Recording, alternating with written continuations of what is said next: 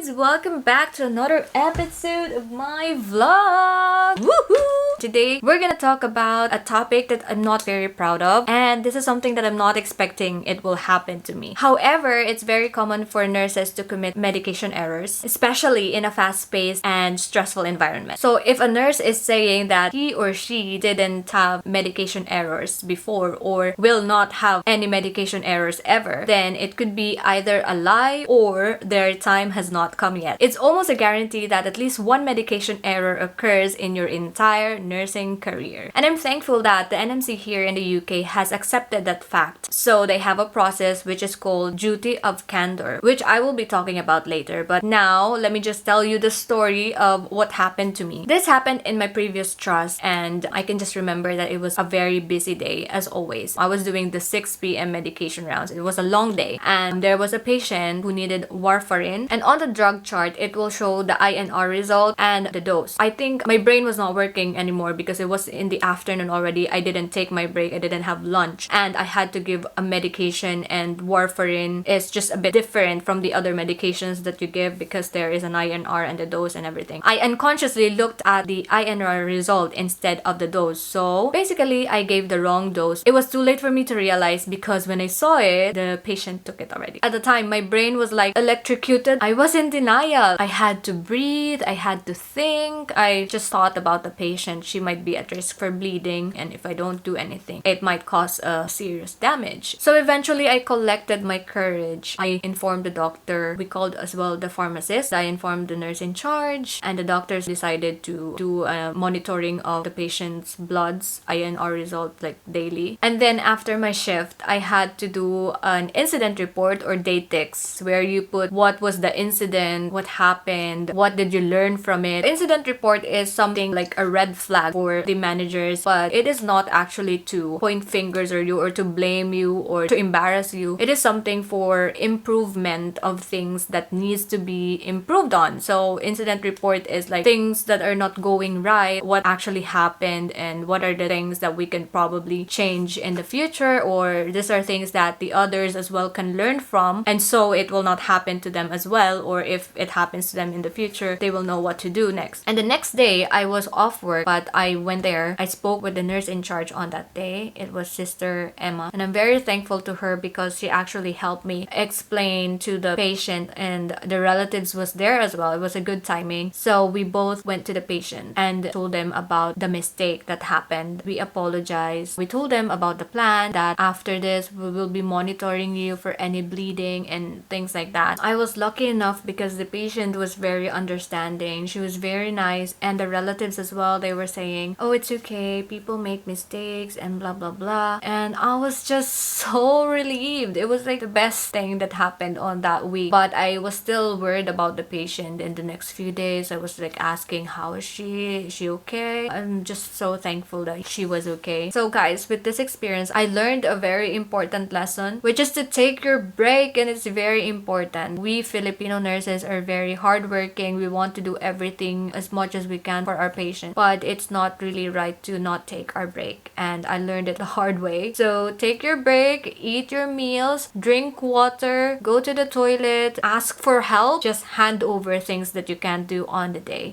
Let's talk about Duty of Candour. As per NMC, every healthcare professional must be open and honest with patients when something that goes wrong with their treatment. This means that healthcare professionals must tell the patient and her family, apologize, and offer an appropriate remedy to put matters first if possible. So that's what I did, and I'm just glad that it was over and it didn't cause any big problems. The patient was very nice. I think I was just lucky. And I remember someone told me that as a nurse, you can go to jail for driving drunk, but you can never go to jail for giving the wrong medication, as long as you did Duty of Candour, and probably as long as you're not doing it very often. So that's it, guys. I hope you learned something from this vlog, and if there's something that you want to talk about, you can always comment down below, like this video, and subscribe to my channel, and I'll see you on my next vlog. Bye!